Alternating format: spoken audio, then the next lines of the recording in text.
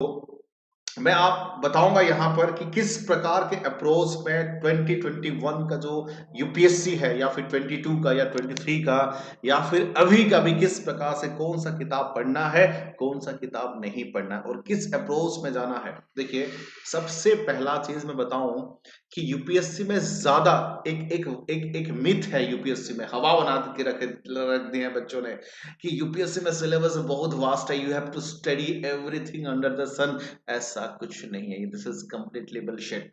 UPSC में भी systematic pattern है, सिस्टमेटिक सिलेबस है, लिमिटेड बुक्स है, उसको आप बार बार पढ़ोगे तो यूपीएससी आपका पक्का सिलेक्शन होगा। क्लियर है? तो systematic approach is there, systematic books are there and limited books are there, तो उसको ही पढ़ना है। देखो देखो पहला चीज है, सबका अप्रोच अलग अलग होना चाहिए। कुछ होते हैं फ्रेशर होते हैं, न्यू ग्रेजुएट होते हैं, या फिर कुछ होते हैं अभी अभी जो है +2 खत्म किए होते हैं, या फिर +3 के first year, second year, third year में होते हैं। कुछ होते हैं एक्सपीरियंस खिलाड़ी होते हैं, 1 2 3 4 5 बार दे चुके होते हैं। कुछ लोग होते हैं वो वर्किंग होते हैं, कहीं पर सॉफ्टवेयर इंजीनियर है, कहीं पर डॉक्टर है, कहीं पर कुछ काम कर रहे होते हैं। तो सबका अप्रोच जो है थोड़ा सा अलग होगा। क्लियर है पॉइंट? अब जैसे कि फ्रेशर है तो मैं उनको सजेस्ट करूंगा आप एनसीईआरटी से शुरुआत करिए। जो एक्सपीरियंस है मैं उनको सजेस्ट करूंगा आप राइटिंग प्रैक्टिस पे ज्यादा से ज्यादा ध्यान दीजिए, प्रीलिम्स क्वेश्चन, मेंस क्वेश्चन किस प्रकार से आ रहा है। और जो वर्किंग एक्सपीरियंस है मैं उनको कहूंगा कि आप लोग वीडियो जरूर देखिए, वीडियो देखते रहिए, ठीक है, डायरेक्टली वीडियो पे आइए, क्योंकि वीडियो पे क्या होती है कम टाइम में आपको मैक्सिमम चीजें मिल जाता है। जो वर्किंग है वो खुद खुद चाहेगा। अब जैसे कि एक चीज बताता हूँ, आपको जूस पीना है, जूस पीने से मतलब है नहीं, आप डट जाओगे, नहीं जूस मैं खुद बना के पीऊंगा। फिर आप चलते हो फॉरेस्ट में, वहां पर पेड़ जाते हो, वहां पर फिर आम तोड़ते हो या फिर कुछ भी जो जूस है वो तोड़ते हो, फिर घर में लाते हो, ग्राइंडर में उसको जूस बनाते हो, पी तो क्या फायदा बेटा। आपको जूस चाहिए, जूस डायरेक्टली लो, सीधी सी बात है। वीडियोस में क्या होती है, आपको ये जूस की तरह है, कम टाइम में मैक्सिमम चीजों की कवर होती है। एनीवे चलिए, तो सबसे पहले पड़ाव जो है यूपीएससी प्रिपरेशन का, चूजिंग राइट ऑप्शनल। ऑप्शनल आप सही से चूज करें, this is your most crucial decision in the UPSC examination. Clear है पॉइंट? आपका बैकग्राउंड क्या है एजुकेशनली, आप बीटेक हो या फिर डॉक्टर हो, इंजीनियर, या फिर कोई ह्यूमैनिटी बैकग्राउंड है, कोई कॉमर्स बैकग्राउंड, बैकग्राउंड चूज करिए। ग्रेजुएशन में किस में आपने लिया था, और सेकंड चीज आपका इंटरेस्ट क्या है, व्हाट इज योर इंटरेस्ट, कि किस सब्जेक्ट में आपका इंटरेस्ट है। आपको मन नहीं लग रहा है बायोलॉजी पढ़ने में तो आप बायोलॉजी ऑप्शनल कैसे रख सकते हो, आपको मन नहीं लग रहा है जियोग्राफी में आप कैसे रख सकते हो। तो इंटरेस्ट आपका जरूरी है, क्योंकि लॉन्ग टाइम पढ़ना पड़ेगा, तो आपका इंटरेस्ट भी चाहिए। And ability of the materials near by, मतलब मटेरियल सफिशिएंट होना चाहिए उस सब्जेक्ट के लिए। और एक चीज है कि मुखर्जी नगर, करोल बाग में हर एक एक्सपर्ट सब घूमते रहते हैं, मतलब मेरे कहने का मतलब है आपके दोस्त सब घूमते रहते हैं। ऐसे लोगों से मत पूछो जिनका सिलेक्शन हो चुका है, या फिर जिस इस फील्ड में जो मेंटर है, जो पढ़ा चुके हैं इस फील्ड में, ऐसे लोगों से पूछिए। और सबसे बढ़िया डिसीजन तो ये है, 2 3 महीना आप जीएस को पढ़िए, history, polity, geography, economics, physics, chemistry, biology. फिर आपको पता चलेगा कि किस सब्जेक्ट में आपका इंटरेस्ट है, उसके बाद you can take the decision. तो ऑप्शनल चूज करिए सोच समझकर। और मार्किंग स्केल भी देखिए थोड़ा सा, स्टडी मटेरियल, मेंटर उसके हैं कि नहीं, कोचिंग मटेरियल अवेलेबल है, ये सब फैक्टर को लेके चलिए, ठीक है। अब जैसे कि फॉर एग्जांपल ज्योग्राफी की बात करते हैं, ज्योग्राफी का optional it's very simple, simple भी है, टू द पॉइंट भी है, और मार्क्स स्कोरिंग भी अच्छा होता है। मैंने बता दिया था, जो पब्लिक एडमिनिस्ट्रेशन है उसका ऑप्शनल जबरदस्त है, साइकोलॉजी है बहुत अच्छा है, देन सोशियोलॉजी इज गुड। तो ये सब चीजों को आप ध्यान से दीजिए, उसके बाद ही ऑप्शनल चूज करिए, ठीक है। तो बिगिनर, बिगिनर जो है सबसे बड़ा चीज मैं बताऊं कि बिगिनर का अपना स्ट्रेटेजी अलग होगा, ठीक है। तो उससे पहले जो है बिगिनर को मैं ये बोलूंगा कि क्या पढ़ना है क्या नहीं पढ़ना है। उसके साथ साथ जो टॉपर्स वगैरह का जो इंटरव्यूज है उसको देखते रहिए, उसमें भी बहुत कुछ सीखने को मिलता है, ठीक है। तो और ऐसे माहौल बनाइए जो कि पढ़ने के लिए थोड़ा सा मजा आए, और हमको लॉन्ग टर्म 1 साल या 2 साल पढ़नी है, तो थोड़ा सा अपने माइंड को भी स्टेबिलिटी में लाइए। ज्यादा आप सोच रहे हो, समझ समझ गए आप, ठीक है, थोड़ा सा फोकस चाहिए, थोड़ा सा कंसंट्रेट चाहिए। माइंड उधर उधर भटकते रहेगा भूत की तरह, आत्मा की तरह, तो थोड़ा सा बेटा क्रुशियल मुश्किल है। तो यहाँ पर जो भी करोगे मतलब थोड़ा सा दिमाग को कंसंट, मतलब एक लंबा टाइम तक कूल रखिए, जो भी करिए लेकिन कूल रखिए, ठीक है। तो सबसे पहले आते हैं न्यूज़पेपर के बारे में, ठीक है। And this is the most crucial aspect of the preparation. The Hindu, मैं नहीं, सब लोग बोलते हैं हिंदू ही जरूर पढ़िए, और फ्रंट पेज और एडिटोरियल को मस्ट पढ़िए। उसके साथ साथ जो नेशनल है, इंटरनेशनल है, स्पोर्ट्स है, तो ये सब चीजों पे जरूर टच करिए। और हिंदू पढ़ोगे तो आपका लैंग्वेज भी स्टैंडर्ड होगा धीरे धीरे धीरे धीरे। And it cover the vast coverage. और हिंदू स्पेशली ही आज के डेट में मुझे तो लगता है कि यूपीएससी एस्पिरेंट के लिए वो लिखते हैं ज्यादातर, क्योंकि ज्यादातर यूपीएससी एस्पिरेंट जो है उसको लिखते हैं। उसके साथ साथ आप इंडियन एक्सप्रेस भी पढ़ सकते हो, उसमें भी डेप्थ अंडरस्टैंडिंग होती है। उसके साथ साथ करंट अफेयर्स, देन उसमें एडिटोरियल जरूर पढ़ना, जो कि आपके ऐसे के लिए बहुत मदद होगा, ठीक है। उसके साथ साथ देखिए, मैं सबसे पहले बात करता हूं पेपर 1 के बारे में, ठीक है। Paper 1 and paper 2। तो पेपर 1 जो प्रीलिम्स की बात करते हैं, ऑब्वियसली दैट इज 200 मार्क के होंगे और 2 आवर्स होगा, ठीक है। आप देख सकते हो यहाँ पर 200 मार्क्स इन 2 आवर्स, जिसमें आपके सारे चीजें कवर होगा। ये देख लीजिए, करंट इवेंट फॉर नेशनल, ये मैंने प्रीलिम्स का लाया हुआ है, देखिए। Current defence and national and international importance, history of India and Indian national movement, Indian and the world geography, that is physical, social, economical geography of India and the world, Indian polity and governance, that is constitution, political system, panchayat raj, public policies, right issues, then economic and social development, sustainable development, poverty, inclusion, demographic, social sector initiative, then general science, general issues on environment, ecology, biodiversity, climate change and general science. So these are the topics of prelims, जो कि 2 घंटे में 200 marks का होगा। मैं बताऊंगा अभी क्या पढ़नी है। उसके साथ साथ पेपर 2 में, वो भी 200 मार्क का है, ड्यूरेशन 2 आवर्स है। Comprehension, interpersonal skill including the communication skill, logical reasoning and analytical ability, decision making and problem solving, general mental ability and so on, आप देख सकते हो so on, ठीक है। उसके बाद देखिए पेपर 2 की अगर मैं बात करूं, ये cable and cable qualifying nature की है, आपको केवल 33% ही चाहिए, ठीक है। और एक चीज बता दो, उसके लिए टाटा मैगरा हिल, आर एस अग्रवाल, आर्यन का बुक सफिशिएंट है पेपर 2 के लिए। और जिसमें 33% ही चाहिए और उसका कोई रिलीवेंट नहीं है फाइनल लिस्ट में, तो उसको ज्यादा पढ़ना मैं समझदारी नहीं मानता हूं। बस इतना पढ़िए जितना जो है चीजें जो है बन जाए, ठीक है। तो उसको ज्यादा फोकस करना और ज्यादा रिलीवेंट करना, ये समझदारी बात नहीं है। उसके साथ साथ मैं एक चीज और भी बताऊंगा कि प्रीलिम्स जो पेपर 1 भी है, उसको भी ज्यादा फोकस करने की जरूरत नहीं है, क्योंकि आप सही मायने में अगर तैयारी कर रहे हो तो 80% of your preparation should be mains. 80% जो तैयारी होना चाहिए मेंस बेसिस में होना चाहिए। और मेंस के और प्रीलिम के मैक्सिमम टॉपिक, मतलब 90% of the topic of the mains and prelims जो है रिलेटेड है। तो मेंस की तैयारी जिसका सही होता है, उसका प्रीलिम्स आराम से हो जाती है। मेंस की तैयारी सही नहीं है, प्रीलिम्स नहीं हो पाता है, ध्यान रखना। क्योंकि मेंस की तैयारी जो है डिटेल में आपको कंसेप्चुअली पढ़ना पड़ता है उसको। तो फोकस करिए मेंस की तैयारी में, और प्रीलिम्स तो खुद ब खुद हो जाएगा। प्रीलिम्स के लिए लास्ट जो है 2 महीना या 1.5 महीना या 3 महीना, आपके कॉन्फिडेंट के हिसाब से आप तैयारी कर सकते हो। बट मैं ये सजेस्ट करूंगा, अगर 100% प्रिपरेशन करनी है, 80% focus should be on the mains and 20% should be on the prelims. क्योंकि प्रीलिम्स में ज्यादा कुछ नहीं होता है, और सबसे बढ़िया चीज होता है प्रीलिम्स में, आपके आंखों के सामने आंसर होता है।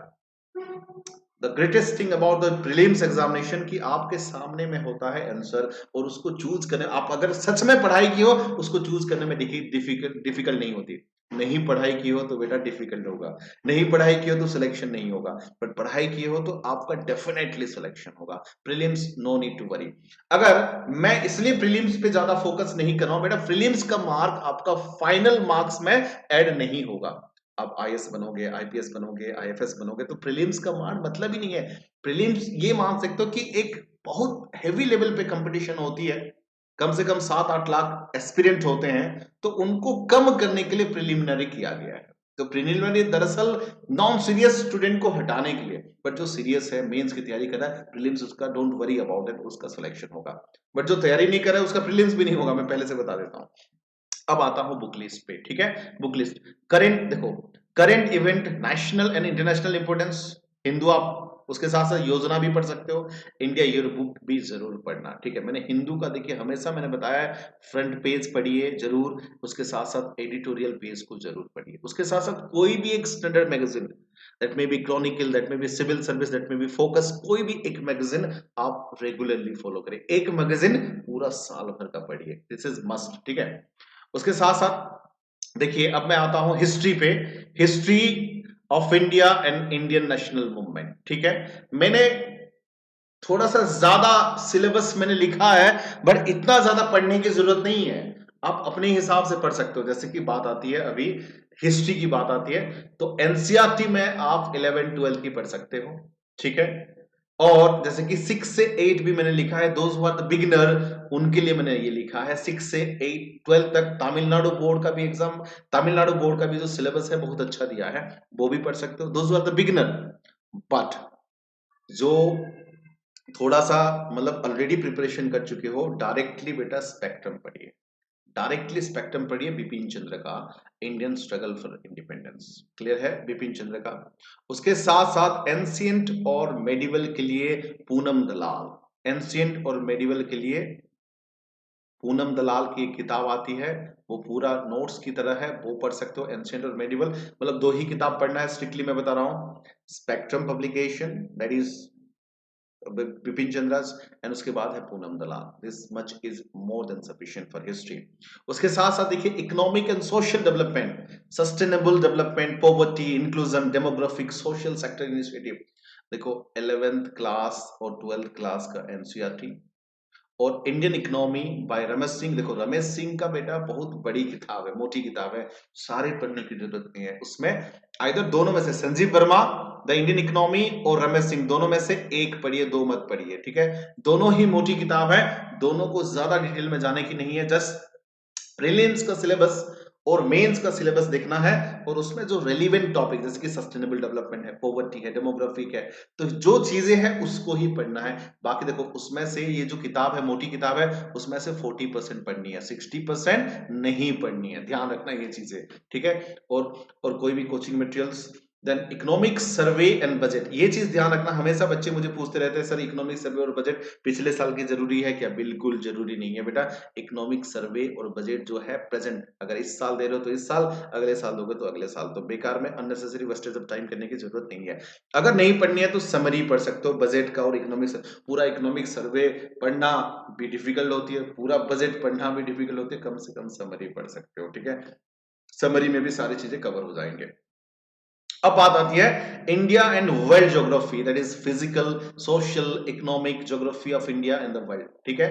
एनसीईआरटी 6 से 10 तक पढ़ते हो तो बहुत अच्छा है for the world geography topic.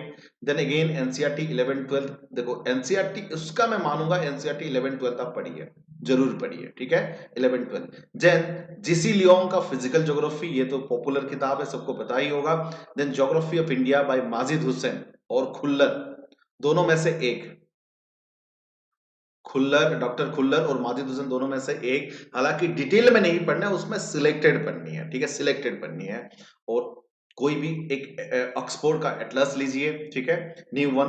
उसके साथ साथ देखो Indian polity and governance, polity and governance में बेटा 11 12 का एनसीईआरटी, उसके साथ साथ Indian polity Laxmikanth, Laxmikanth is the branded one, Laxmikanth को 2 3 बार जरूर, this is considered to be the Gita, Gita और बाइबल। देखो जैसे कि ये जीसी लियोंग है, ये हर कोई सजेस्ट करेगा, इंडियन पॉलिटी में लक्ष्मीकांत हर कोई सजेस्ट करेगा, हिस्ट्री में स्पेक्ट्रम पब्लिकेशन हर कोई सजेस्ट करेगा, so these are the books, these are the, और रमेश सिंह, तो ये जो 4 किताब है, Ramesh Singh, Indian economy, GC Leong physical geography, and Indian polity Laxmikanth, and again that is history spectrum publication, ये 4 किताब जो है गीता मान सकते हो, बाइबल मान सकते हो, कुरान मान सकते हो, उसको बार बार पढ़ना है, 3 बार 4 बार 5 बार जितना हो सके, rather than studying lot of books, ठीक है। अब जैसे कि मैं छोटी सी बात करता हूँ, पॉलिटी की बात करता हूँ, ठीक है।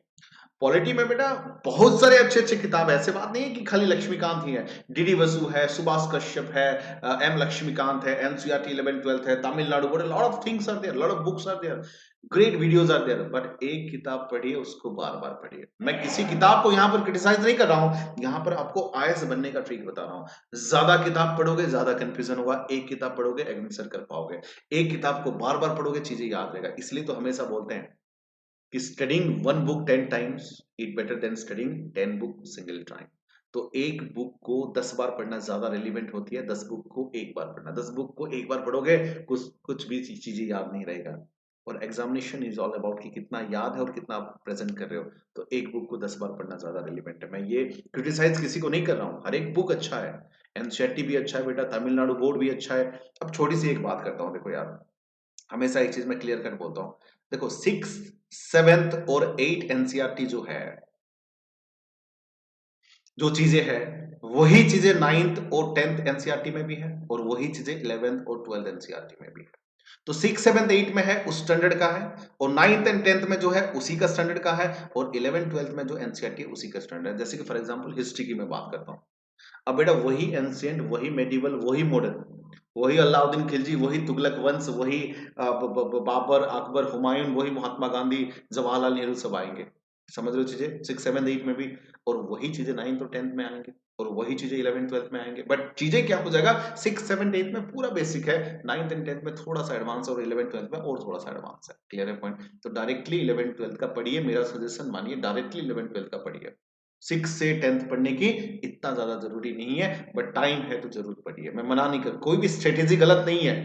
मैं ऐसे स्ट्रेटेजी बता रहा हूं कि एक साल में आपका फट से सिलेक्शन होगा, कम टाइम में ज्यादा सिलेक्शन होगा। बेटा मैं ये भी नहीं बोल रहा हूं कि मैं जो बोल रहा हूं वही करिए। आप जो सोच रहे हो, आप जो पढ़ रहे हो, अपना एक स्ट्रेटेजी है। देखो 1000 लोग हैं तो 1000 अलग अलग स्ट्रेटेजी है।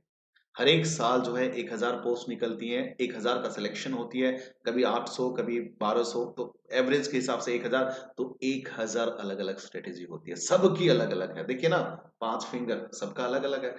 तो मैं ये एक तरीका बता रहा हूं, आप अपने तरीके पे भरोसा है तो you can go for that strategy. ठीक है, नो इश्यू विद दैट। चलिए, तो अब देखिए general issue on environment, ecology, biodiversity, climate change.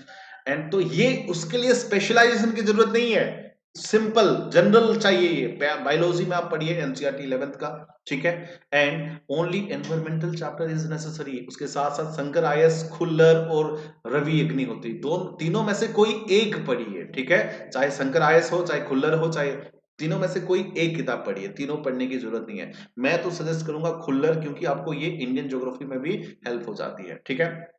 उसके साथ साथ हल्का फुल्का 6 से 10 तक पढ़ना है तो पढ़ सकते हैं। हाँ, साइंस रिपोर्टर जरूरी है। उसके साथ साथ रवि अग्निहोत्री का बुक्स को जो अपडेटेड वर्जन है वो थोड़ा सा आप पढ़ सकते हैं। हालांकि मैं हमेशा बोल रहा हूँ, चाहे शंकर आईएएस पढ़ो, चाहे खुल्लर पढ़ो, चाहे रवि अग्निहोत्री की किताब पढ़ो, उसमें सिलेक्टेड पढ़ना है, डिटेल में नहीं पढ़नी है। क्लियर है पॉइंट? अब देखो बुक लिस्ट ऑफ मेंस। तो मेंस में जो कुछ सेपरेट बुक लिस्ट बताऊंगा, ऑलरेडी मैं प्रीलिम्स में बोल चुका हूं, देख सकते हो आप। Book and sources mention in the prelim book list are not mention again. तो प्रीलिम्स में जो मैं बता चुका हूं, मेंस में अलग से नहीं बताऊंगा, उसको मिला के ये पढ़नी है, ठीक है। अब देखो general study 1, Indian heritage and culture, history and geography of the world and society. तो उसमें एक किताब ऐड करना, Nitin Singhania for art and culture. उसके साथ साथ वर्ल्ड हिस्ट्री। वर्ल्ड हिस्ट्री का जो टॉपिक है बेटा, ये प्रीलिम्स में नहीं आता, ठीक है। वर्ल्ड हिस्ट्री के लिए Norman law is the best, ठीक है।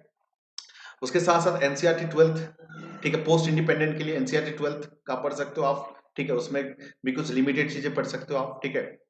और 9th एंड 10th जो है इंडियन कंटेम्प्रेरी वर्ल्ड भी आप थोड़ा सा पढ़ सकते हो उसको। और सोसाइटी के लिए आप बेटा क्लास 12th का इंडियन सोसाइटी पढ़ सकते हो, ठीक है। उसके साथ आपको ऐड करनी है मॉडर्न हिस्ट्री, स्पेक्ट्रम पब्लिकेशन। उसके साथ एंशिएंट और मेडिवल जो है पूनम दलाल। क्लियर है पॉइंट? वो चीजें मैंने प्रीलिम्स में आपको बता दिया था। अब देखिए जीएस पेपर 2 में general study, governance, constitution, polity, social justice, international relations, ठीक है। मैंने आप लोगों को बताया था M Laxmikanth, but DD Basu is not mandatory. पढ़ना है तो पढ़ सकते हो, but governance book by Laxmikanth पढ़ना, और इंडियन पॉलिटी बाय लक्ष्मीकांत को जरूर पढ़ना। और थोड़ा सा योजना का कुछ सिलेक्टेड किताब पढ़ सकते हो, सेकंड एआरसी रिपोर्ट। उसके साथ इंटरनेशनल रिलेशनशिप के लिए 12th क्लास के एनसीईआरटी, कंटेम्प्रेरी वर्ल्ड पॉलिटिक्स के लिए पढ़ सकते हो 12th क्लास के एनसीईआरटी, जो काफी इंटरनेशनल रिलेशनशिप में आपको फायदा होगा। उसके साथ साथ देखिए जीएस पेपर 3 में general study, technology, economic development, biodiversity, environment, security and disaster management, ठीक है। अब साइंस रिपोर्टर को पढ़ना है, news about the new development in science, science में जो नया चीजें होती है उसको पढ़नी है। Then data ranking of various report. उसके साथ साथ इग्नो का नोट्स यहाँ पर अच्छा होता है डिजास्टर मैनेजमेंट के लिए, आप देख सकते हो इग्नो का नोट्स, ठीक है। और इंटरनल सिक्योरिटी में बाय अशोक कुमार, ये भी आप उसमें भी आपको देखो, ये दोनों चीजों में भी आपको लिमिटेड पढ़ना है, सारी चीजें नहीं पढ़ना है, डिजास्टर मैनेजमेंट और इंटरनल सिक्योरिटी में, ठीक है। ऐसे नए टॉपिक पे भी क्वेश्चन आजकल ज्यादा आते हैं, ठीक है। और जीएस पेपर 4 में general study that is ethics, integrity and aptitude में देखो, एक है लेक्सिकॉन बुक्स और बुक्स बाय जी सुपारा, ठीक है। उसमें भी सारे डेप्थ में नहीं पढ़नी है, उसमें भी सिलेक्टेड चीजें पढ़नी है। देखो ध्यान रखना, जो सिलेबस में है वही चीजें पढ़नी है, एक्स्ट्रा चीजें हमें ध्यान नहीं देनी है, क्लियर है। देखो ऐसे के लिए मैं बताऊं, आपको इतना सारा चीजें अगर डिटेल में आप पढ़ते हो तो कहीं ना कहीं आपका ऐसे खुद ब खुद कवर हो जाता है। उसके साथ साथ एडिटोरियल रेगुलर बेसिस में पढ़ते हो तो भी आपका ऐसे कवर हो जाता है। और ऐसे में मैं एक चीज बता दूं, मन नहीं करेगा बट कम से कम 15 दिन में या फिर एक महीने में या फिर 20 डेज में एक ऐसे जरूर लिखिए, फुल फुल फेज ऐसे जरूर लिखिए। चलिए मतलब 20 डेज में एक ऐसे लिखिए, 15 दिन में हो सके तो बहुत अच्छी है, पर 20 डेज में वन ऐसे जरूर लिखिए ताकि आपका पता चले, ठीक है। हालांकि ये जो टॉपिक आते हैं आपको थोड़ा सा अवेयर होना है सोशल इश्यूज पे, pollution, women empowerment, energy related issues, digital India, industrial revolution, ये सब चीजों पे फोकस करनी है। और जैसे कि paper 1, paper 2 English and language, ये उसको भी थोड़ा सा, इंग्लिश और लैंग्वेज पेपर को भी थोड़ा सा ध्यान देनी है, ठीक है।